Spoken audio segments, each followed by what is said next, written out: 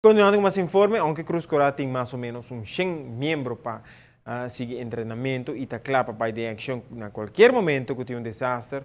Não todo membro aqui porta ativo por hora.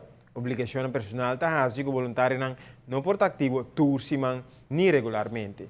Por motivo aqui mês, porta de Cruz Coral está abrir por hora para quem quer vir voluntário com a organização de trabalho humanitário aqui. Sempre mês de voluntário oportuno pouco hora mais. O treinamento de voluntário consiste de diferentes fases, inclui primeiro auxílio, CPR, assistência social, como para preparar para desastre e, además, Cruz Coral oferece treino no exterior, também como tem oportunidade para treinar junto com membros de outras islas e de Holanda. Meta etapa chega a treinar 1000 muchas, vacina está preparada para ajudar na mês ou qualquer situação de emergência apresentar. Cruz Coral uma pessoa de necessidade, estou passando de uma situação que não tem normal, ou ela perde o curso e não está aqui para fazer, nenhum papai.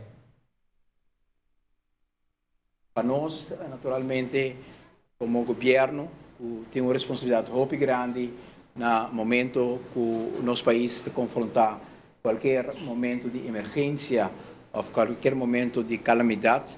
É o primeiro responsável, naturalmente, para tomar sua responsabilidade do governo.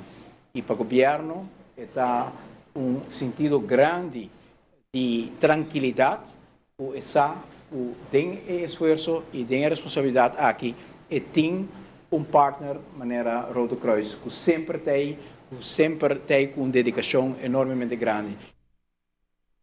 Well, den fim de semana, tomou lugar ponemento de primeira pedra para ampliação do edifício de Cruz Coral na Dakota. O Primeiro-Ministro expressou gratidão para a organização de voluntários e assegurar que na seguinte semana o governo siga dialogar com a família com por conta com o sustento e ajuda no momento de calamidade.